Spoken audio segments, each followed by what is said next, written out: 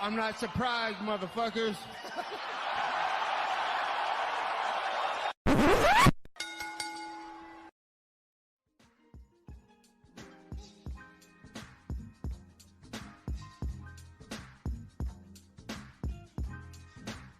What is up, ladies and gentlemen? Welcome back to the Courtside Soundoff podcast. Once again, I'm Josh and Angel. As always, welcome by the one and only man of the hour, too sweet to be sour, my friend and yours, Angel Ortega. We got a lot of stuff to talk about this week. UFC Iowa to go over, Times Square and Canelo, UFC 315 happening this week as well as a few pieces of news. Shout out Sam Alvey picking up a winner of the weekend. We'll talk about that front of the show.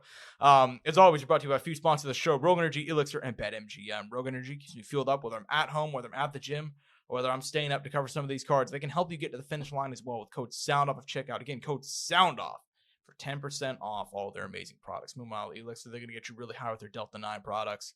They got joints, they got vapes, they got gels, they got all you could want. You can get it for 10% off. Once again, all caps, when you spell the brand's name at checkout, code SOUNDOFF for 10% off. Lastly, our friends over at BetMGM. Guys, it's another big fight week. If you follow that link down below, you can get up to $1,500 in bonus bets paid back. That's if you do not hit on your first hit or your first, bet. Follow link down below. If you want to go and have some fun with us, contact 1-800-GAMBLER if you're having any issues. But if not, go ahead and sign up for BetMGM, man. Hey, I'm a personal user of it. You know, I can vouch for it. You can even open up an MGM rewards account, get bonuses, get some comp nights for if you're trying to go to Vegas. If you use BetMGM, so hey, a lot of good stuff there. Nonetheless, Angel, going down from Des Moines, Iowa, UFC on ESPN 67. Normally they have some little tagline. I'm calling it UFC Iowa, so it's going to be UFC Iowa. Nonetheless, in the main event, bantamweight, Corey the Sandman Sandhagen defeating Davidson Figueiredo. Second round TKO due to a knee injury. Look, man, Corey looked great before the stoppage, obviously, and there was a leg lock situation. And look, I think even Bisping said on the broadcast in the post-fight interview, like, hey, it was an unfortunate way for it to end like that. And Corey's like, you know what? Not really for me. It's 50-50. It's one of those situations where I moved and he didn't. It's like, well, you know what? It's hard to argue with that. Good stuff from Corey Sandhagen. Give me your thoughts on his performance. Obviously, kind of big rebound coming off the loss to Nurmagomedov last year. Give me your thoughts. And obviously, he wants that title shot too. Think he did enough to earn it? I mean, he made a decisive title shot. I mean, I don't know. The division's weird. I mean, he could get it at this point. He certainly has a skill set to win a title. That's for sure. As far as the performance itself, I mean, dominant, right? I mean, At one point I saw the strike count was like 70-something to 2. Do you want to hear the final stats? It was like 70-something to, or 80 to like 8 or some shit. 92 to 8. Yeah, it's brutal. Yeah. So rough one there for the former champ. Yeah. I wonder what he's gonna do. Well, he came out in post-fight and actually said that he actually told his manager about a week or two ago that he planned on pulling out of the fight because he had a jaw issue, like a broken jaw, and he ended up fighting with it anyway. So fighting with a broken jaw and now a knee injury, having suffered in this one at 37. I think fun fights for him moving forward. I mean, it's fortunate to say to kind of halt his progression as a contender, but you don't want to call it too soon. But yeah, tough stuff. You know what I mean? Plus, he's still entertaining. Yeah, I mean, he's definitely dude. You could throw him. There's a lot of older bantamweights at this point. Shit, dude, all those in there. Like he could even go. I mean, I don't know. There's a lot of fun things you can do with Davidson Figueiredo though. He's got options. Yeah. And on the Corey thing, like you said, he made it dominant. It was a great performance out there. Granted, I don't know if that's the type of performance. With the way the division's been lately, they probably won't give him a title shot. I don't know who they would give it to, but mysterious third option because Petr Yan just got booked. You know what I mean? Petr Yan apparently going to be facing Marcus McGee, who's ranked number 13.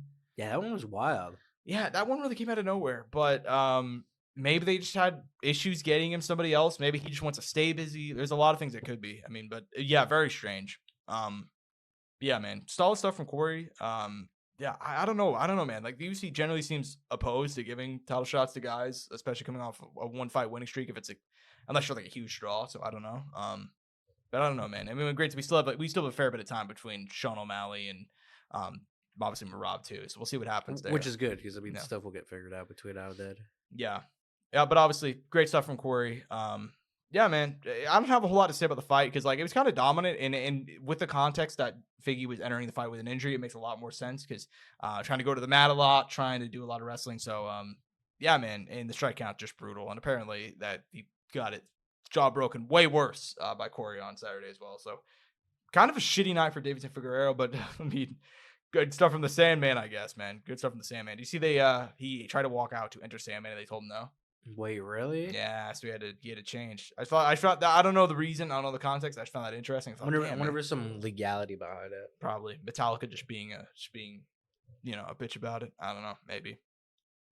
But honestly, dude, I think and this is no disrespect to Corey or Davidson Figueroa, but I think the real main event was in that co-main event because, dude, I've never seen a fighter get this much shit in a long time, like a long, long time, because this is a universal across the board. Honestly, MMA community giving a middle finger to Bo Nickel, who ended up being TKO'd in the second round on Saturday night. RDR had a solid first round, won the first round, I thought. And in round 2 comes out heavy, and honestly, a lot of activity. And something that I saw Luke Thomas and the MK boys talk about. Boom, he's going.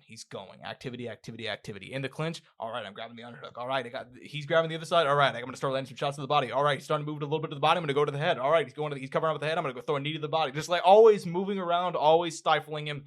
And obviously, Bo Nickel with a handful of fights. He got overwhelmed quick. And you saw in that finishing sequence in the clinch, it's almost Brock Lesnar level of like, oh, I do not want to be here right now. You know what I mean? Like you could see it in the face as he's getting hit to the body. You know what I mean? Did you also kind of pick up that vibe?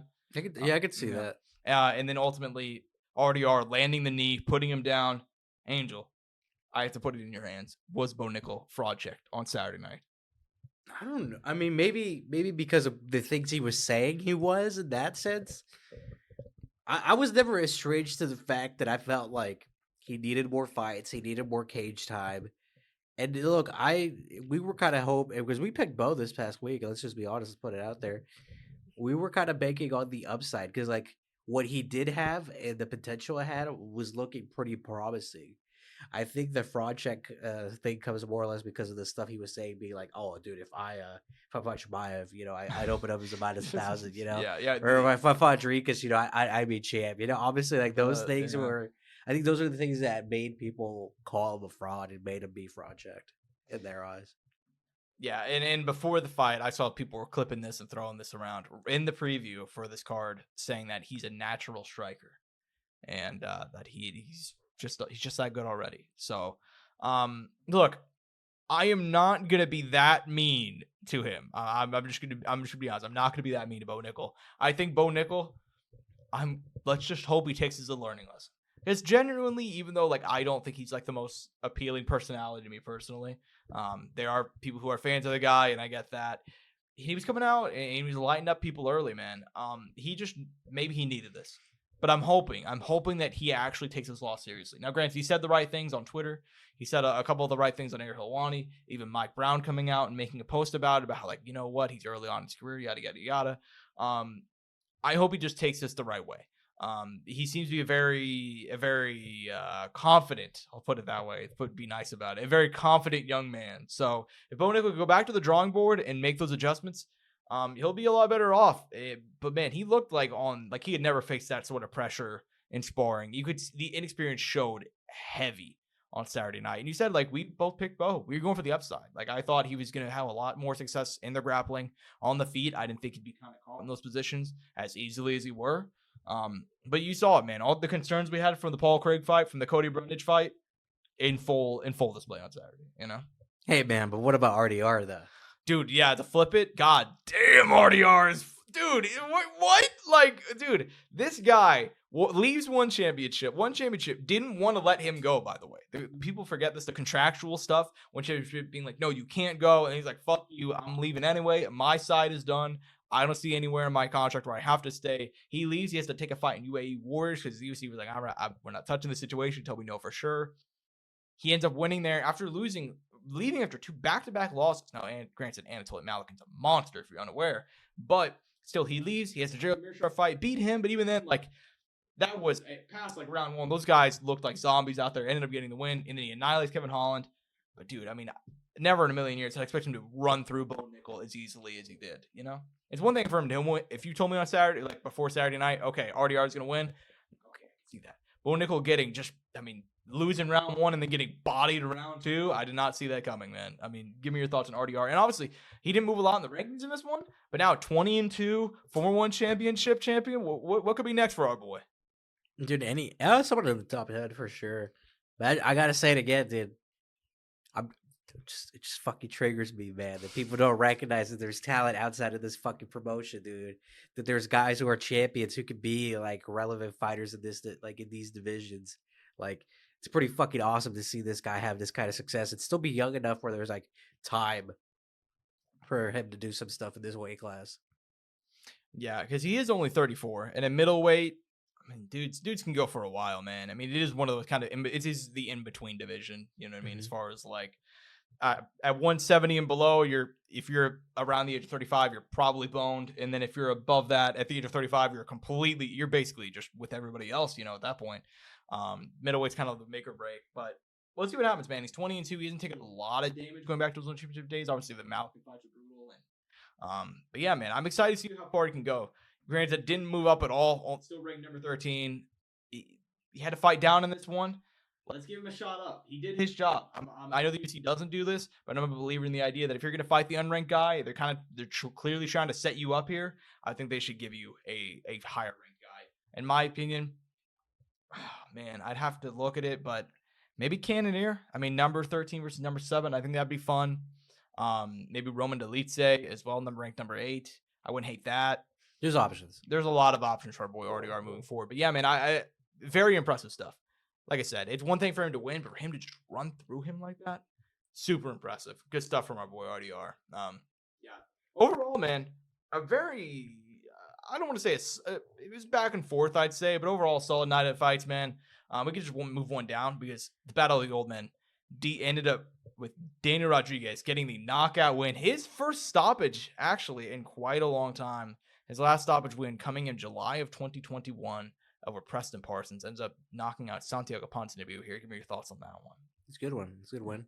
I think Ponzi, dude, he just needs to consider like stepping away at this point. I think it's like 6 since his return, 6 losses since his return, like from injury and all that, and just being away from the game. Yeah, since Ponzi has returned, he is. I mean, dude, he went from 27-3, 30-9. I mean, he is 3 and what is that, 6 in his last? Yeah, I mean, that's just brutal, man. And obviously he had a couple fights in there too where it's like a lot of finishes, man. Knocked out by Kevin Holland, now knocked out by D-Rod here. Yeah. Also, to be fair to him, a lot of split decisions in there. And fun fact, if he's not been knocked out, every other fight has been a split decision. So it's been tough for Ponzi, but I would agree with you. I think it could be time for him to either take a look at stepping away or, I mean, I'd say like take a smaller level of competition, but he's kind of fighting in that old guy sphere anyway. Like he fought Alex Morono, Muslim Salikov. He fought D-Rod here. I mean, Kevin Holland, like not an old guy, but a fun guy. I mean, he's fighting in that tier already. I mean, if that's what he wants to do, I guess it's fine. I don't know. I mean, he does commentary. He does other things. He's a personality. I think he's 38 too. I mean, yeah, that's what I'm saying. Like, it's really a point, Like, I think getting him not going through a training camp, dealing with injuries, or getting him face right now would be kind of nice for him. Yeah. Yeah, man. So, I mean, I never call for people to retire until it's like a Bigfoot Silva situation. But maybe it could be time for him to look at winding down at least. I mean, dude, we're talking about 39 professional fights, dude. Yeah, like, goddamn. Yeah, I mean, and at this point, I mean, and I love me some Daniel Rodriguez, man, but he has not been the most active guy as of late. You watch his fights, he's now 38, 39, getting up there in age. He's been really gun shy. To get knocked out by a guy like that and he was even. Ponzi was protesting the stoppage, but he's also stumbling all over the cage. It was a bad night for him. Rest of the card, Montel Jackson pinged up a win over Daniel Marcos. I thought Montel Jackson looked pretty good here. So, Serhi Sidi defeating Cameron Smotherman. 30-27, 30-29, 28, solid one. And then opening up the card, dude. I mean, it's not like we didn't know, right? The fact that this did not get fight of the night is... It didn't? No fight of the night given out again. Insane. Sometimes I wonder if they watch the cards because we've had a couple events lately where they've just skipped fight of the night and there's been a clear, obvious fight of the night, but whatever. Mason Jones defeating Jeremy Stevens. Dude, first of all, good call on you. Mason Jones did kind of, especially the second half of the fight, start taking it down to the mat. But dude, a lot of trading in here. Crazy shit from both. Give me your thoughts on this one. It was fun. Yeah. It was fun. It did its job. Like it did what it was supposed to do for both these guys. Yeah, dude. Great stuff, dude. It was fun. And look, Jeremy Stevens, obviously, he lost a lot coming into this fight, facing a guy much younger than him, a guy much having a lot more success in MMA as of late, I guess is kind of the way to say it, in the form of Mason Jones. Great stuff, man. Great stuff from the both of them. Jeremy Stevens obviously lost all 3 rounds, but he hung in there. And for, I believe, 41, man, he didn't look too bad. 38, excuse me. But yeah, man. Now, oh man, what's the record looking like? 29-22. Now it's also tying the record for most losses in UFC history, Jeremy Stevens. But hey, man, if you're gonna go out and do it, might as well do it in a fight like that, right? 1 fight deal. We'll see if he comes back for Mason Jones. Scott, let's keep on moving forward, man. He's still young enough to where I think he has a lot of potential. But nonetheless, bad night for the vets, actually. Bad night for the vets. You look up and down the card. I feel like anytime a fighter was like kind of the older one in a matchup, they generally got bodied. You look at Jeremy Stevens, he got bodied. Ponzi, granted, only like a year older. He lost. You have Figgy losing in the main event. You had Misha Tate losing to Yana Santos. She had like some few moments in there, though. She had a few bright spots. I was shocked that she, I don't want to say choked this one away, but she should have come out of here with the win, I thought. Dude, I thought she had it. Like, she legitimately, I was like, this is a vintage Misha Tate right now, dude. Like, there was a little... I would have picked her to win, actually. You actually thought she won? I thought, no, like, I would have, like, going into the fight, I thought she could have won. Yeah. Yeah, I see. I mean, she had moments, especially that 3rd round. And look, the 1st round was close too.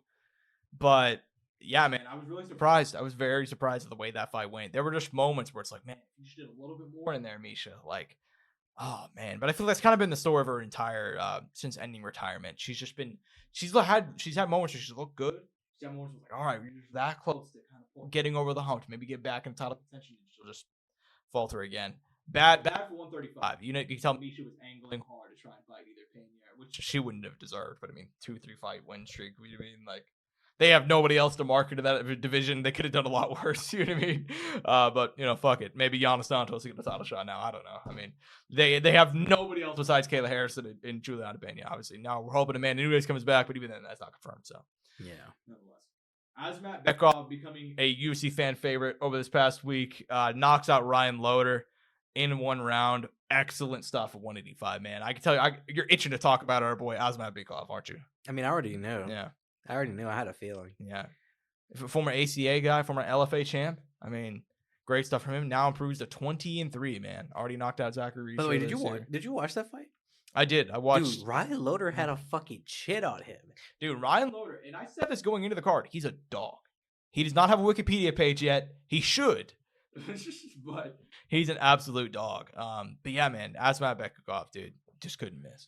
That, by the way, two wins already this year, and we're on May 7th. So, hey, Bekov, if you want to be active, man, you can maybe get in 4 in there. 4 wins in a year, man. Especially at a D5. If you really want to push it, yeah, dude. So, we'll see.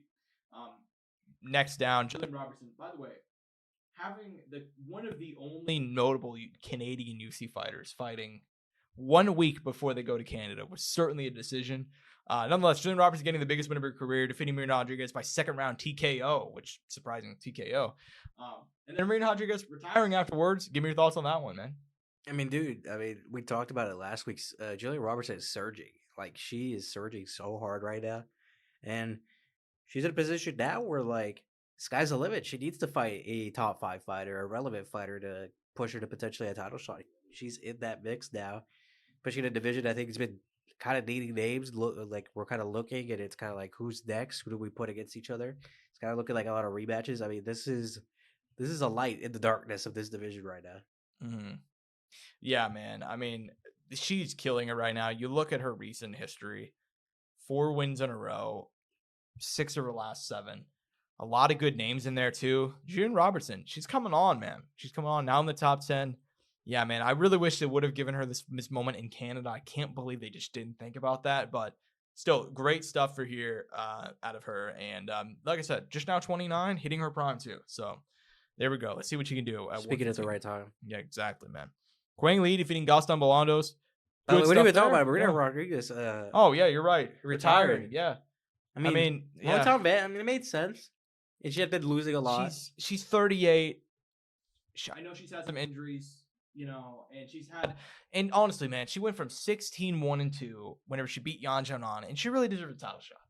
genuinely. And I'm not like a Marina Rodriguez diehard fan or anything, but at that point, she was 4 wins in a row. Amanda Hebos, she just annihilated Michelle Watson Gomez in the first. By the way, the fact they rematched is odd to me, but she annihilated her in the first fight in that winning streak. She beat Mackenzie Dern in a fight of the night, and then she beat Yan Xiaonan. There was a 4-5 winning streak. I remember at the time, this is whenever they were having like, oh, you want to fight like once a year, like once every 16 months, Whaley? She didn't get the title shot. She deserved it, but that's the way it goes, man. Yeah, she lost a lot after that. Lost to Maddalena, lost to Bernadette Jaroba, who let's hope she can get a fucking title shot soon. Michelle Waters and Gomez, she beat her match, but then she lost again. Andrade, she lost to last man Lucindo, and then got finished here at 38 with injury issues. A lot of losses recently. I am not shocked to see how things went down with Marina Rodriguez on Saturday night. But hey, it is what it is, man. Quang Lee defeating Gaston Bolanos. Good stuff there at 135. And then, by the way, man, we got to talk about this one because now he was ranked almost heading into this fight. Now, granted, he was not ranked heading into it, but he was ranked recently. Dontel Mays getting annihilated by Thomas Pearson. 30-25. 30-20. So, I cannot fucking remember the last time we had a 30-25. But 30-25. I heard 30-25. I was like, holy shit. Yeah, dude. Like, fucking word? Like, okay. I didn't think, I mean, I guess, yeah. In the end, man, Thomas Pearson, 30-25, 30-26, 30-26. Dontel Mace ends up getting cut afterwards. Good stuff out of Thomas Pearson, I guess. We need blood at heavyweight, man. So, I mean, Dontel Mace had to be out, bro. Like, yeah, it had to happen. If you're getting thrown around by a guy who's 9-3 like that, I mean, it's time. It's time. Yeah, man. I feel bad for Lord Kong, but I don't feel that bad. You know, I mean, the record's 11-9-1 now. So, I don't know. It is what it is. And then we talked about her actually last week. We talked about her a little bit, kind of like, can she improve? She has potential, but she's young, not a lot of experience. Juliana Killer Miller coming off for a 2-year layoff. She had injuries. I know that like her mom passed away as well in this one, I believe. Really like a year ago. Fight, yeah. Defeating Ivana Petrovic by unanimous decision. Looked solid. She did what she had to do. The grappling's there. Clearly a dog. Let's see what you can do, man. I mean, and women's MMA, dude. I mean, there's clearly... Yeah, but she needs to accumulate these wins, man. Exactly. If she wants to stick around, she needs to accumulate these wins. Gotta stay active. We'll see what she does, man. Because I still think she has a lot of potential. Yeah, you saw it on Tough that there's certain things you can't teach as far as like scrappiness and as far as being game. And I think Killer Miller has it. So just got to stay active, man. Yeah, she just turned 29 literally today. Yeah, just turned 29, you said? Yeah, literally today. Yeah, there you go. So, and in women's MMA, obviously, I don't have the stats to back this up, but this is just like my own anecdotal data. I feel like women just generally stay around longer. We've talked about this a little bit. I don't know if it's because like they're not dealing with heavy punches or whatever it may be, but we've seen some women's fight. I mean, Holly Holm's still fucking going on. I mean, Marion Renault was fighting until she was like 46. you really don't think about women when you think about CTE though, right? No, you don't. And you know, I'm very interested to see in 20 years from now what the stats look like on that. Genuinely, because like they're just women don't punch as hard as men. You see it in the stats, man. Like women's MMA, there's not nearly as many finishes as there are when it comes to the men. You know what I mean?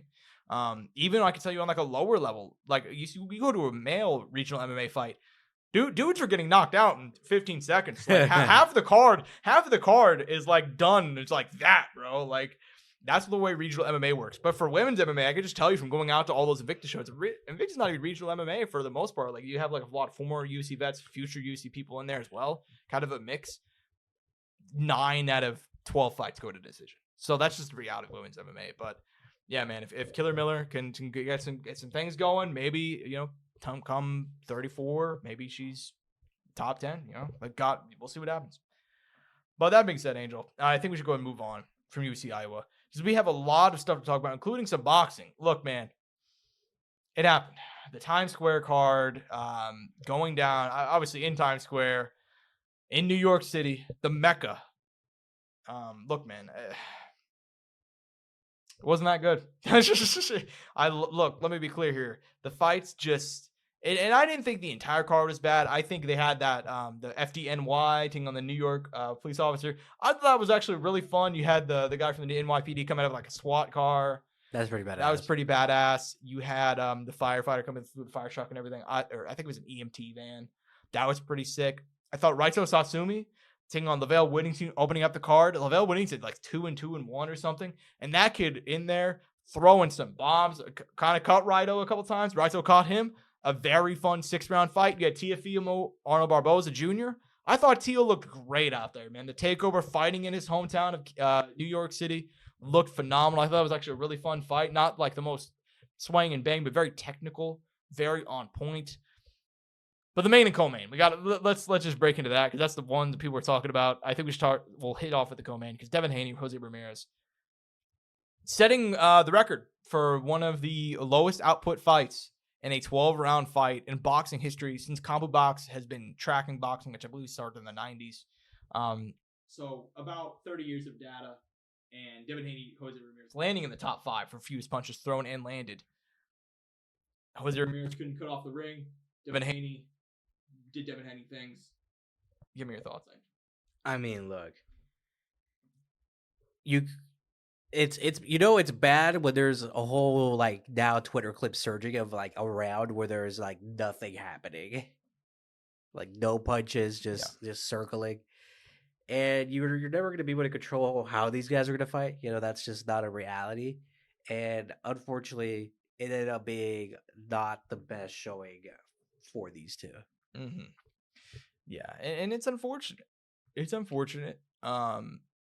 Because the reality is that, man, this could have been such a good night, man. I mean, dude, there was no other world where we were to have these like 3 major names on this card. Well, I'm not going to say 3. I'm going to say all these guys. Maybe years ago, we are now in a situation. Thankfully to Turkey Al-Sheikh, thank your excellency. HE, thank you, HE. Thank you, HE. Because look, we go back 4 or 5 years ago, 6 years ago, 10 years ago, we would have not had all these 3 names on a card at one point. Like it just wasn't a reality. Yeah, exactly. And it's not like Rolly Romero and even the guys they were fighting. Like everybody's talking about Teo and Devin and Ryan is obviously you're referring to. But even then, the B sides of this card were genuinely great fighters in their own right. You know what I mean? Yeah, man. Like you said, there were moments where not a lot was happening. A lot of moments where not a lot was happening. And yeah, man, just disappointing all around. And I saw people going at, you just brought him up, HE, saying like, oh man, what a terrible night of boxing. And it's like, dude, like, I don't know how you could possibly expect this shit to happen. Like, dude, I mean, come on. It seemed like bro. It was going to be the greatest night ever, dude. Yeah, dude. I mean, I don't know. First of all, it's one thing for the Devin Haney, Jose Ramírez fight. Because Devin Haney, has he put on some bangers? Yes. You think of the Regis Prograis fight, the Loma fight, even the Ryan fight was a lot of fun. But he has had also fights where he's very tactical, where he waits back. And this was a fight that he needed to win. So in hindsight, should we have expected the safest form of Devin Haney? Probably. The main event shocked me way more, honestly, and for obvious reasons. Rolando Romero, Rolly Romero gets the job done. UD over Ryan Garcia, 115-1. 115-1-1-1-2, 2 judge scorecards, and then 118-109 for the other judge. Rolly knocked him down in round 2. And credit to Ryan, I thought actually came out. He looked great in round 1, landed the jab route. Round 2, similar case, landed the left hook a very bit. But once he got dropped to the final minute of that round, he just wasn't as aggressive. And I thought he won maybe a few more rounds after that, maybe 1, 2. I thought I remember giving him the 3rd round, maybe even the 4th. But after that, man, Rolly sticking on him, having the Philly shell Rolly out there, man. Oh, he had that. He had that glove glued to his face, dude. Glued to his face. And you got to give credit, man. Great game plan. He fought technically. He flipped the script on him, man. And all week long, through this entire thing, you know who was being quiet? Of all people, Rolly Romero. Nobody was talking about it, man. He himself was being quiet. He wasn't making as many jokes. He was not really involving himself in the Ryan Devin thing. He was locked in. He was locked in. I didn't think that fight, granted, this fight also landed in like the top, I think it got pushed out actually by Canelo, but it landed in like the top 5 of lowest output fights. But obviously, I thought this one was a lot more exciting because at least there was a threat of the knockout and there was a knockdown and yada, yada, yada. I will just ask though, Ryan and Devin already had signed a deal to fight in, I believe, August or September. Do you still have any interest in Ryan Garcia or Devin Haney? It's just as a neutral observer, would you rather see that or would you rather see Ryan potentially take on Rolly in a rematch? I mean, I'd still watch this, dude, because the lead up would still be fun. Yeah. I gotta be honest with you, man. I'm fine with just running Ryan Devin anyway. That's what I'm saying. Yeah, like I think the rivalry works so well in of itself, and now it's kind of like you're kind of putting Ryan in a similar case of the first fight with Devin back to the wall. I mean, he had lost a Tank the previous year. He was coming. Granted, I think he knocked out Duarte in the middle of that, but even that was kind of like a weird fight. It also got like the allegations, which also play a part into it. Like, Yeah, that adds to the exactly. drama. Now, you know, And then the fact that Ryan lost this too after the allegations makes it even more like, oh wow, did Devin have a point? Is the lawsuit like, you know what I mean? Like it opens up more questions. I personally rather still see Ryan take on Devin Haney. If I'm just speaking from my own personal, myself. But I wouldn't hate the Rolly rematch. But also just happy for Rolly Romero. I mean, good for him, man. Honestly, like genuinely, good for that. Good for him. Dude. That's a good W. It's an important one. An incredible, yeah, man. I mean, he'd been struggling himself. Lost to Isaac Cruz, lost to Tank. Biggest win of his career. Good for Rolly, and for Rye Guy, he'll be back. You know, like he's still at a point. It's easy to forget. Ryan Garcia is 26 years old, so he is still very young. God damn, dude. Yeah, dude. I mean, it's him. It's crazy to think about, but the four princes or whatever, like, you know, Ryan, Devin, Tank, and T.O., they're all still in their, man, I think Tank's 30 now maybe, but they're all still in their, you know, mid to late 20s for the most part. So, yeah, man, I'd still run Ryan Devin personally, but we'll see what happens. We got to talk about it, man. The Canelo fight, Canelo taking on William Skull, Cinco de Mayo weekend. Not fighting it in Vegas, not fighting in Mexico, fighting in Saudi Arabia. But he had it there. He was like, Canelo went in there. He was like, yo, we're putting this at the time so the people in Mexico can see me fight. It's like, all right, man, let's put on a show, Canelo. And then William Skull largely, I mean, dude, he was doing the running man out there. I mean, I don't know what else you could say about it. Also, another low output fight. Canelo, in the championship rounds, Canelo visibly pissed that William Skull refusing to engage. Because he would get in there, he'd cut off the ring, he'd land 2-3 punches. William Skull would land like a quick jab and just instantly get out of there and run to the other side of the ring. I have nothing else to say about it. Give me your thoughts. This one was a massive letdown. Yeah. You could certainly fight that way, but you're probably not going to be liked by pretty much anybody, including the promoter. Yeah.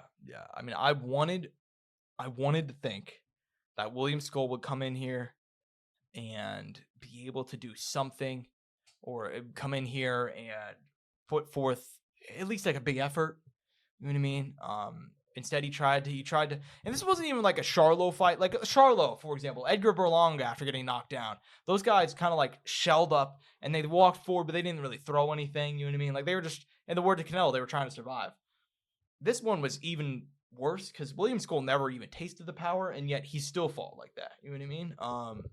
He didn't even fight like Madrimov. You know what I mean? Not tactically. He didn't try and fight him awkward. Like Caleb Plant fought like awkwardly, but he, you know what? He went for it in that fight. Like he had a little bit of a flashed the jab a lot, similar things that William Skull was doing, but he actually tried to put forth the effort and did the activity. And I don't know, man, just didn't take any major risk either. Yeah, he took no. So I'm fine with not taking major risk, but to not take any at all when you're trying to become the unified super middleweight champion of the world, it's just bizarre to me. That was an offer on the table, right? That was the other end. Yeah, dude, you're fighting for your chance of victory. Not only that, like, dude, beating Canelo, you're 1 of 2. You're now, granted, it should be 1 of 3 if we're being honest here. Gennady Golovkin, I mean, that first fight and maybe even the second, am I right? But no, no, but you're gonna be 1 of 2. It's Floyd Mayweather and Dimitri Bivol, and you're out there and you're like trying to just touch and go, man. And it's like, man, like, dude, like one judge, I'm pretty sure, like scored like one.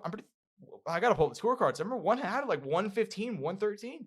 If he did more as far as like 2 or 3 rounds, William Skull, my man, like you're maybe walking around with gold on your waist right now, man. Like, and then on the side of Canelo, it's like I almost understood why Canelo's cautious, because like, and they announced that they had he got in the ring afterwards. Terrence Crawford, they faced him off. Allegiant Stadium, Las Vegas. I understand why Canelo's being cautious. He's the guy with massive payday on the line. One of the biggest fights in the last 10 years, I'd say, against Terrence Crawford, especially the way they're going to build it up. I know they're going to do it well. William Skull, what are you doing, man? Like, come on, brother. In the end, it was scorecard 115, 113. So Canelo winning by 2 rounds. Dude, like Eminem said, would you capture it or let it slip? This fucker let it slip hard. He did. He let it slip, man. Yeah, there was vomit on his shorts already. Mom's spaghetti. He was nervous, you know? But on the surface, he looked calm and ready. But these weren't weak. I'll tell you what. But he thought he was ready to drop bombs, but he keeps on forgetting. So in the end, his arms were heavy because he definitely wasn't throwing. Yeah, clearly. 116, 112, 119, 109. One judge was like, "Yo, fuck this. I'm gonna." I mean, I thought Williams' goal at least score. I mean, I stopped scoring. I'm gonna be honest with you. I was keeping the scorecard, but after round 6, I'm like, fuck it. Like, Josh, like, backdoor decision for Phillies. Well, Yeah, you know what? I'm just gonna go ahead and just go do something else. 119, 109, 116, 112, 115, 113. Let's move on for the fight. Let's just move on to officially announce Canelo Alvarez, Terrence Crawford. We know, I believe. Let me pull up the official date. I know it is going to be in September. Allegiant Stadium, Las Vegas. They're finally doing what we wanted to see, putting a big fight in a big stadium, September 12th. This one will be not promoted, not just by HE. It'll be HE and Dana White promoting this one live on Netflix, Angel. Wow. I mean, is it 100% confirmed on Netflix? Not 100% confirmed. Not 100% confirmed. That seems to be the thing that they're leading with right now. It seems to be the clear rumor. And let me be clear that I don't have any insider information on that one. But Canelo, it's not a ring event. We're not officially promoting that one. But it's going to be TKO along with HE promoting this one. Man, I mean, finally official. Give me your thoughts. And now having seen Canelo versus William School, does that give you a feeling after seeing them face off? Can you see Bud springing an upset possible? I mean, he could. Yeah. He could. I mean, I think Canelo is older. I think he's officially slowed down. Yeah. Like Jaguar there. Yeah. I mean, the record's 63-2-2, taking on 41-0. Holy shit. Terrence Crawford, 37 years old. Canelo going to be 35. Let's fucking go, dude. Hey, man, HE said it, called it the fight of the century. Let's go, champ. HE called it the fight of the century in the ring, and I'm inclined to agree with him. I understand that some people are like, well, maybe Bud's too small. Maybe he's just that. I don't know, dude. Looking at Terrence Bud Crawford in the ring, you could tell that he's been out of the ring for about a year, clearly putting on muscle mass, and clearly, I mean, he looked bigger than Canelo in there, man. Yeah, so I'm psyched. That's gonna be a crazy fight night, dude. That's one you got to get up for that one, man. You got to get up for it. If you can't get up for that, what can you get up for? And I say that for both guys because Bud's coming off the win over Madrimov, where like, granted, Madrimov was a monster, so I couldn't believe people were talking him down, just acting like Bud's just having a close fight with anybody. But yeah, man, after that close fight with Madrimov, Canelo now had a couple fights where it's like, all right, is he coming or going? We're gonna find out. September 12th, Las Vegas, Nevada, Allegiant Stadium. Going to be a packed night. You know what's so funny? Dana White saying this past week after going to WrestleMania, he's like, you know what? It was a fun night, but I still don't like stadium shows. And then Turkey came in and put his hand on his shoulder. He's like, you're going to like stadium shows, brother. Because we're going to September 12th, Las Vegas, Nevada. Let's fucking go, dude. Yeah, any closing thoughts on the Canelo thing before we go ahead and move on? No, man. I'm excited when that fight finally happens. That's this year, right? Yeah, man. This year, this September. Yeah, man. Is it start of September or near the end? It's September 12th is the official day. Oh, nice. September 12th, man. September 12th. Take your time off. Book your flights to Vegas. The fight is now officially booked. It's on a Friday too. It is gonna be on a Friday because this is not confirmed. But I wonder if they're gonna move Noche UFC to Las Vegas and run it the day after, because apparently that the new stadium. And I'm not the most up to date on this information, so somebody else can come to correct me in the comments if you feel the need. I believe the stadium they're planning on putting Noche UFC in, or the arena in Mexico, is not currently on track to be finished. So that would really suck. But look, regardless, UFC, I believe Noche UFC is the next day after. So that's the reason why they're putting it on a Friday. I'm cool with it. I mean, if you're doing a fight on a Friday, sometimes it works out. So we'll see. Nonetheless, man, we're going to go ahead and move on. Because in addition to talking about UFC Iowa, in addition to talking about Times Square and Canelo, guys, it's a packed week. It's a packed week on the show because we have UFC 315 going down from Montreal, Quebec, Canada, the Bell Center. Man, we're going up north because in the main event, welterweight, Taco Bell Center? What? You said the Bell Center. The right? Bell Center, the Taco Bell Center. No, if only, right? Yeah, dude, I got to get my quesarito when I'm watching Belal Muhammad take on Jack Della Maddalena in the main event. Yeah, man, welterweight title on the line. Belal Muhammad not been seen since his win over Leon Rocky Edwards last July. Now taking on JDM. JDM also coming off a long laugh. Last fought in last March. Knocked out Gilbert Burns. Here we go, man. We thought maybe he's going to be Shavkat in position. We thought it could be a lot of different guys. Title shot ended up going to JDM. but a lot due to an injury to Shavkat. Man, I mean, we've heard a lot about this fight. Has a lot of implications, not only for obviously the welterweight division, but also for the lightweight division, also for the featherweight division. Ilia Topuria moving up, trying to fight for gold. We obviously know that Islam Makhachev doesn't want to fight him, at least right now, because he's waiting for this fight to happen to see if he can move up to welterweight. And then we have Belal Muhammad being like, yeah, maybe I'll move to middleweight after this. So a lot of stuff going on right now, a lot riding on this fight. According to the current line from our friends over in BetMGM, Belal Muhammad, a -190 favorite, JDM, a +160. Angel, give me your preview. What do you think? Man, fucking Down Under's getting it. Really? You're JDM knockout. You heard it here first. You're like saying, you know what? I'm not even gonna bother giving the big analysis. I'm gonna cut straight into the prediction. Hey man, I think I believe in JDM. I think he's put in work. I feel like he knows what he needs to do. I have faith. Hey, you know what? Granted, I might be wrong, and fucking Bill might go out there and wrestle fuck the shit out of him and then submit him in the fourth. You know what, dude? I'm very back and forth on this fight. I think the fact that we haven't seen these guys each fight in a year makes it very hard for me to kind of give like a clear prediction. Because it's been a year of preparation, dude. Well, not really. Both guys have had injuries. No, dude. JDM has spent a year in silence. He actually went out to Dagestan. He's been training with Habib in secret. They're flipping the script. You think he betrayed Belal? I think it's an NWO situation. I think that you have Belal thinks that they're all on his team, but actually, like Habib's like Hulk Hogan in '97. Like he's actually been bad the whole time. Like he's ripping off the shirt. He's NWO, and JDM comes out from behind and hits him with a steel chair, basically. And then Khabib drops the leg. You know. Point being, I think Belal Muhammad will actually win this fight. Jokes aside, I'm not going to do the big bit. I think what we've seen out of JDM on the feet is clearly one of the greatest strikers at 170 pounds. He has a lot of power. The combinations, the boxing is just his hands slick. are tight. Yeah, dude, you can just tell. Like, there's sometimes like MMA boxing after having watched, like you watch boxing and then you watch MMA boxing, you're like, oh god, like these guys are just not. You see the clear differential. Then you get a guy like JDM come through, like 1 out of every 1,000 guys, and you come through like, oh damn, this dude's got actual hands. He's crisp. He's light on his feet. Knows how to leverage his shots very well. He's not swinging and banging. And yeah, man. So I think he's gonna land a lot of shots on Belal Muhammad. But I think we saw in that Gilbert Burns fight, JDM get taken down a lot. And granted, that's obviously a year and a half ago, but whenever a lot of that year and a half has been spent recovering from injuries, spending time on the shelf, I know he's going to get up for this one, and he may win this fight. I just think that Belal Muhammad, with the grappling, with the pressure, I don't think he's going to be able to set up those shots as well. Does that mean JDM can't catch him? No. Like I said, I referenced the Gilbert Burns fight. What happened in the last 20 seconds? There you go.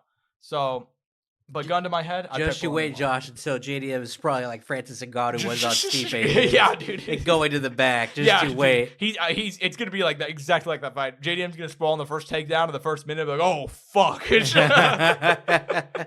Yeah, dude, that was still in all my time watching sports, I've never seen a bigger "oh you're fucked" moment than whenever Francis sprawled on Stipe, dude.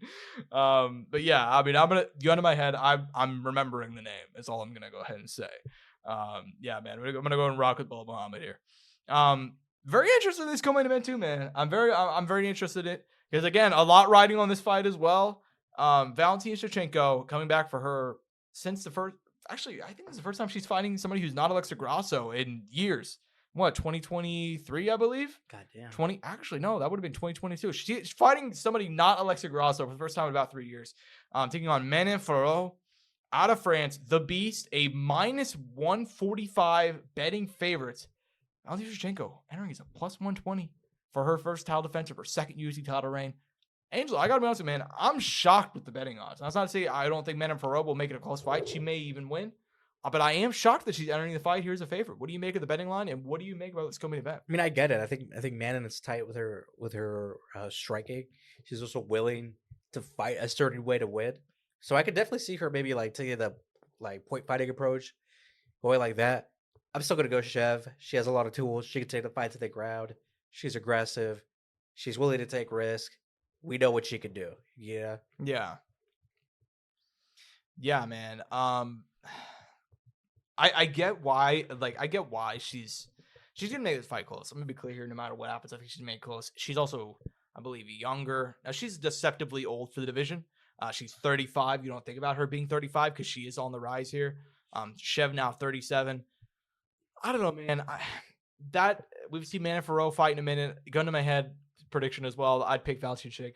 I think Manny Ferro could do a lot here. I think she may even spring an upset, maybe just edge her out 3 rounds to 2, something like that. I don't think she's going to get a finish. She has just not been like that in her UFC career thus far.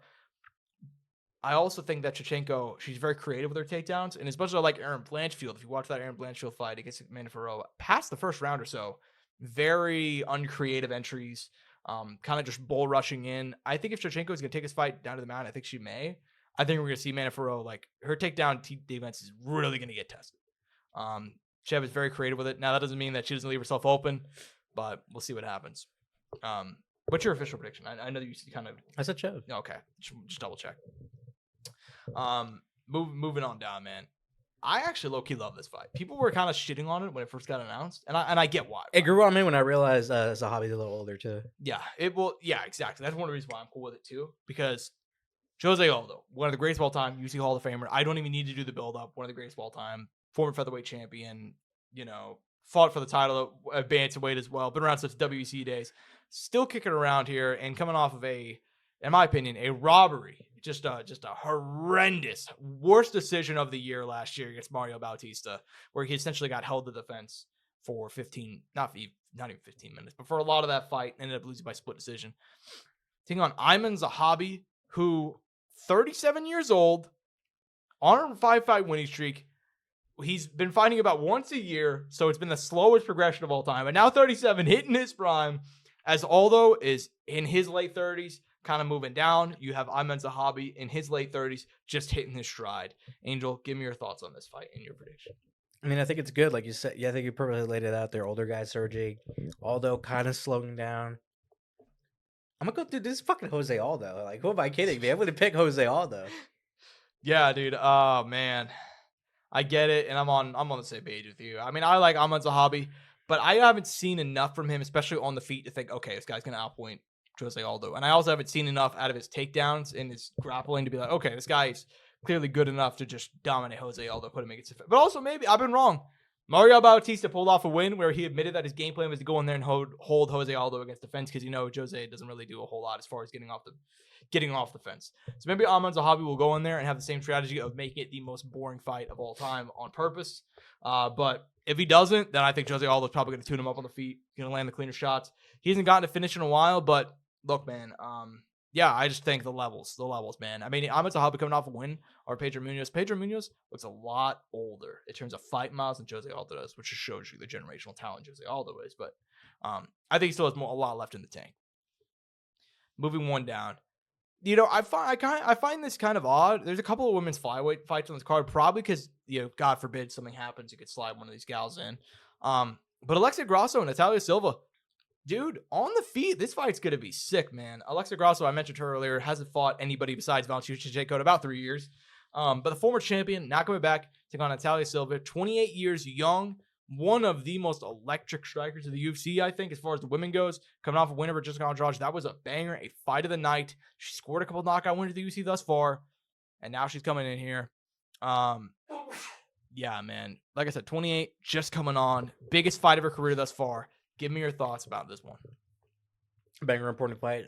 Natalia Silva 6-0 win streak at the UFC thus far. Undefeated in the promotion. Grasso, obviously, former champ now. Been there, done that. Been in big main events. I don't know. I'm conflicted. I'm going to go Grasso. I'm going to go Silva. This is a win streak, but I'm going to go Grasso. I got a feeling Grasso's going to try to, really bounce back for that title. Yeah, I am very... Oh, man. I'm really back and forth on this one. I think it's going to be fun on the feet. I'm going to go Natalia Silva. She doesn't have that top level experience yet. Her biggest win is over an older Jessica Andrade. But you saw in that fight the activity. She did not give Jessica Andrade a chance to breathe. I think Alexa Grasso may go out there and just get out cardioed, honestly. I think she may just, Natalia Silva, maybe she won't get the knockout, but I think she's going to put so much pressure on. She throws a lot of strikes, a huge variety of strikes too. She'll go body, go head, go low, go back to the body, throw a head kick. You're like just very great, very light on her feet, very explosive. And I think ELYXR also, man, that trilogy was just such a war, man. Like a lot of damage in that one, especially in that second fight too. A lot of back and forth. I would like to see the champ rebound here. I'm a big ELYXR Grasso fan, but even then, I like Natalia Silva as well. So I'm gonna go take her. Opening up the card is I don't want to say disappointing because this is what it is. It was originally supposed to be BSD, Benoit Saint Denis taking on Joel Alvarez. Those guys would have fucking killed each other. There's no other way for me to say it. I'm sorry. I mean, they would have just lit each other up. Not happening. In the end, is the return of Canada's kill shot Kyle Prolachek, 18-8, formerly in the UFC. He went 0-2. Former Bellator guy, he went 1-1. He's 35 years old. This is by far the biggest spotlight of his career. He's won 3 in a row on the regional scene. I mean, BSD's a minus 1,200 favorite, Angel. Do you think our boy Kyle Prolachek can pull off anything here? This would be a Hall of Fame performance. Yeah, this would be one of the biggest upsets of all time if he could pull it off. It would be up there. I mean, but hey, you know what? You can't rule stuff out like this. I mean, we saw, what's his name? It is MMA. Who was it in Canada about 5-6 years ago? Was Tristan Connolly who defeated Michel? Yeah. Coming up on like 2 divisions on a week's notice. Kyle Prolachek, not exactly coming with 2 divisions. He's fought a welterweight, so he's honestly a big 155er. I'm wondering if he's gonna be able to make the cut that easily because he's stepping up on, a week's notice. So we'll see what happens. But hey, I mean, good for him. At least they got a Canadian, I guess. But they did skip over. I mean, there's so many guys they could have signed, but I mean, hey, at least it's a Canadian, so that's something. Canadians, honestly, not really. I mean, you got Zahabi on there, and then you have Prolachek on the main card. That's basically it as far as the Canadians go. And then you move down to the prelims, though. You got a couple of notable names in here. Mike Malott, Charles Radke, who we said this when this fight got announced. Polar opposite human beings. Mike Malott, the most Canadian man of all time. Oh, thank you. Very, very proper, very respectful. Killer in the cage, but has that kind of GSP vibe about him as far as being like a very respectful, wears nice shit in the press conference, that sort of thing. Makes himself presentable. Taking on Charles Radke, who, to this point in his UFC career, known almost exclusively for saying slurs. He does have a couple wins in the UFC, but said the gamer word. He said, wasn't it back-to-back slurs, back-to-back fights? I feel like I remember he said the gamer slur, one of them, but there's another one that he said. I can't remember. I don't remember the one. You get the idea. Point being, yeah, Charles. He said the gamer word. He did say the gamer word. So yeah, Charles Radke coming back here. Yeah, we'll see what happens there. I mean, they're gonna put a fun fight on at the very least. Mike Malott, the UC's clearly hoping. Sorry, man, please do something here because we gotta push somebody as far as Canadian males go. But they do have a couple women just busting through in Canada. Obviously, we talked about Joan Robertson earlier. She should have been on this card. She's not. Jasmine Jasavicius up at 125, taking on Jessica Andrade. That's a banger fight. If JJ can get through there, sky's the limit, man. I mean, that's by far the biggest test of her career. Now you see, hey, man, Natalia Silva, she beat Andrade last time. Now she's fighting on a main card against the former champion. We'll see what happens for Jasavicius if she can get a win here. Any other fights? What fight are you most looking forward to on the prelims? Modestus Bukauskas. I knew you had one. Because I think if he wins this fight, I'm pretty sure he has to become ranked or near it.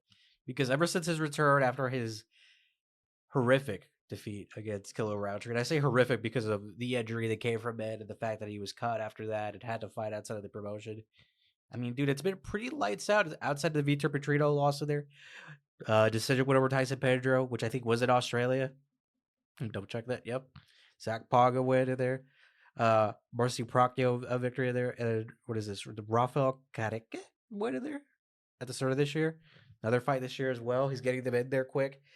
I don't know. I think he's not that far from being a ranked 205er. This is a pretty important win against a guy, Cutelaba, who's a dog and is kind of do or die these days. Yeah. Yeah, man. I mean, Cutelaba has just become one of the 205-pound. I mean, I don't even know. Jim Miller. I mean, the guy will just fight anybody, you know? I mean, I can't really think of like a good comparison for because he's unranked, you know what I mean? Kind of older now, kind of a veteran. But yeah, man, to his credit, though, he actually has won 3 of his last 4. Granted, all unranked guys, Tanner Boser, Alvan Aslan, and Ibo Aslan. God, a lot of salons in there that he beat. But nonetheless, he got to lava. Yeah, man, it should be fun. Mateus Bukakas, I'm happy you set him up there because I love stories like this. I mean, I've said it all the time, but like, dude, guys who get cut and then work their way back and actually put in the effort and are clearly trying to improve. Like a lot of guys get cut. I can't even remember who was. Somebody got cut this past week. And then they just instantly retired. A guy who was like in their early 30s. I can't remember who it is. Dan Argueta? Dan Argueta, thank you. That was weird, yeah. Yeah. But I don't even necessarily blame him because it's like, all right, you made it to the big show. You have to put in so much effort to scratch and crawl your way back. It's Bukakas years. It took a lot. It takes a lot of these guys a long time. You have to be willing to essentially go the extra mile and just redo everything you already did. So, yeah, man, I'm happy for him. Fight should be fun. I also like Navajo Sterling taking on Ivan Arslan on the prelims. Early prelims. Marc-Andre Berliot fights at every single one of these candidate cards. Taking on Bruno Silva. I mean, that should be fun. I think Bruno Silva's a lot of fun. Generally comes to swing or bang. Daniel Santos, Lee Jung should be fun. And then Brad Katona, Bezkat Alumakan opening up the card down at 135. I like that fight. I'm still a big Brad Katona fan. Majority. Yeah. I like that. A Brad Katona enjoyer, one might say. Yeah, I still think he's got a lot of potential. Not a lot necessarily, but hey, man. He's Canadian, and he won the tough tournament, and I think he's shown a lot of improvement. Won it again. Won it twice. Yeah. So, and hey, man, he's already more successful. I think he's 2-2 in the UFC in his second run. So that's worth something. And if he gets a win here, I mean, we'll see. And he's still young enough. I think he's 32, 33. So we'll see. We're gonna move on to the news. Not a lot of news this week because there's been so many fights that are happening. It's been a pretty slow news week, to be completely honest. But man, we got a flashback to last week. Friend of the show, I said at the start, Smiling Sam Alvey, the best performance of this weekend, and I'm not even joking when I say that. Smiling Sam Alvey, who famously left the UFC riding the longest losing streak in company history. I know, I mean, that, for better or for worse, that's what he was known for near the end. He put on a lot of fun fights, but still, that was what he was known for. He goes to Karate Combat. And he starts just... What the fuck? Yeah, dude. I looked up... I forgot to put an L in there, dude. I want to get the official stoppage time because, you know me, I'm trying to be all particular about that stuff.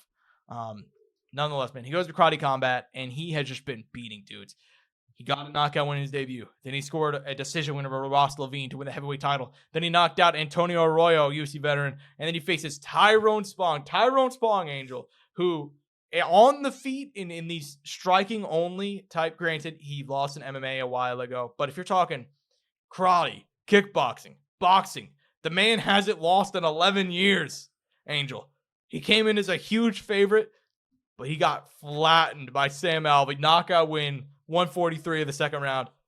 You texted me and you're just like, oh my God, Sam Alvey. Give me your thoughts on the fight, man. Who would have fucking known, dude? Who would have fucking known? That's all I gotta say. It's pretty fucking awesome. It's kind of a feel-good moment. Dude, the people to have beaten in the last, oh Jesus, dude. Since 2009, so we're about roughly 15 years. We're going to go, yeah, fuck it. About 15, 16 years on this one, okay? Here are the people that Tyrone Spong has lost to, okay? He lost to Gokhan Sasaki twice in kickboxing. He lost to Jerome LeBanner, one of the greatest of all time in kickboxing. He lost to Alistair Overeem, and now he's lost to Sam Alvey. This man was set to fight Alexander Usyk like 5 years ago, dude. How time flies in the combat sports world, brother. Yeah, I have nothing but good things to say about Sam Alvey. I mean, I'm not joking when I say what a mensch. Came on the show whenever we had like 100 subscribers. We'll have to get him back on someday because good for him. And you know what? I don't know what he's going to do. Maybe he'll just become the star of Karate Combat, much of the same way that Mike Perry's become the star of like BKFC. But I wouldn't be surprised if he ends up on one of these like Jake Paul cards, or he ends up back in like the PFL or something, like the UFC. The UFC. I'm not even gonna rule it out, dude. If you knock out Tyrone Spong, I'm gonna stop doubting you or saying that you can't do something. Now, granted, he's definitely. I mean, Stan looks a lot in better shape. If you get what I'm saying, he looks good out there, man. He's got a tan. You know, he's clearly on some. I mean, at 38, he should be on TRT, right? Like, you know, I'm not even saying that like a bad thing. Sam, you should be on TRT if you're not already. I mean, hey, I'm just saying. But yeah, man, good for him, bro. I got nothing else. Good for him. Hey, we should get him on the show. I'm not even doing a bit. I think it'd be a fun interview again. But yeah, man, good for Sam Alvey. Good for him. Nonetheless, I just mentioned PFL. They're the only other news story we have for the day thus far. Unless I'm gonna recheck Twitter in a minute before we hop off. But yeah, man. How about it? The PFL, they go out there and they make a lot of bad decisions. They do nothing for like they'll do nothing for like a long time, but then they'll go out there and be like, yeah, just throw it out on the table. See how the people react. Kind of similar way to how Dana White does the streams, except the PFL doesn't have like they don't have a Dana White character yet. Shout out Jonathan Coachman, the coach, formerly of WWE, formerly of ESPN. He was hosting their last post-fight presser. I know he's worked commentary for them for a while. The coach is a good talker. I'm putting a word in for my boy. Make him the face of the PFL. He's a great talker. Make him do it. Do all the promotional stuff. Nonetheless, PFL Champion Series Africa. We've talked about UFC Africa for a long time. Say what you will about the PFL. Say what you will about Bellator back in the day. When we were talking about UFC Hawaii, Bellator went there first. UFC's been talking about Africa. PFL is going there first. I believe in July. Let me pull up the exact date because I'm actually really psyched for this. July 26th. Cape Town, South Africa, Johnny Eblin, Costello Von Steenis, banger fight for the 185-pound PFL world title. And then you have Dakota Dicheva, who previously talked. She's like, I want to get a fight, take on Sumiko Inabata, former Bellator contender. Bit of a lesser-known name, but still 8-1, was 1-3 in a row. What do you make of this fight card? I mean, it's solid. Like you said, the issue is not the fights. They've been making good fights. They've been generating good fights. It's been a good fight year for them. You just need to maintain that and continue to upgrade. Mm-hmm. Yeah, man. I mean, I think that there's a lot to like here, man. There's a lot to like here. Now, granted, and something we talked about last week, MMA is pretty much in a recession right now. Oh yeah. I mean, you won championship supposed to come here in December. They just canceled their card. Like they canceled the Denver card already? They did. I think Stamp got injured too. That is what happened as well. So a bit of a two-part situation, but even then, it's like you guys host only a few MMA shows every once in a while. Anyway, Ryzen just had a really good card this past week, but even then, they're not putting on as many events as they used to. They just signed Ryan Bader, which I love Ryan Bader against the winner of that Grand Prix they got going on right now. That's some old school Pride shit. Shout out Ryan Bader, by the way. He played Mark Coleman in the Pride movie, Smashing Machine. He's like, fuck it, I'm gonna go do the real thing right now. So that's pretty sick, but just kind of reining in. I love these PFL fights. Solid event. Let's see what they can do. I like the Eblin fight. I like Dakota Dicheva. Sumiko Inabata is a solid grappler, so she's gonna get tested there. Granted, she's faced Talia Santos, who's bigger for the division, have more high level experience. Better grappler probably overall, and was also apparently on steroids. So I don't know if you heard, but she failed the drug test, has been suspended for a year. Wait, so, who again? Talia Santos. Yeah, I saw that. Yeah. So a bit of a step down for Dakota Dicheva, but there's not many people you could realistically fight. Maybe she'll fight again. I'm assuming she'll fight at least twice this year, and then probably Liz Carmouche is probably the other one because Liz is running through that PFL women's tournament right now. So we'll see. But yeah, man, I like these fights. Anything else we're going to talk about before we go and close out? No, man, I'm excited to come back next week, recap. Obviously, pay-per-views are always really fun to recap, and yeah, I'm not even sure what the card is after this week. Oh man, let me help you out real quick. I honestly couldn't tell you off the top of my head either. I just thought about that too. Oh, we're back at the Apex, man. UFC Vegas 106, Angel. Good main event though. Good main event. Yeah, we got Gilbert Burns, Michael Morales, Paul Craig on here, Sadiq Youssef. A lot of guys kind of needing a bounce back. Tisha Pennington on here. This is the fight card Aaron Pico was supposed to debut on, but then they never announced the Mosar fight ended up falling through. So he did not end up getting out of this one. Would have been a huge boost, but I guess not. So yeah, that kind of blows. But yeah, man, I'm excited to come back next week and talk about everything. Hopefully some news breaks for these next week because it's a bit light otherwise. But hope you guys enjoy the show. I'm at Josh Soundoff on Twitter. He's at Angel Ortega _01 at Courtside Soundoff for all things related to the show. Hope you guys enjoy the fights this weekend. Peace.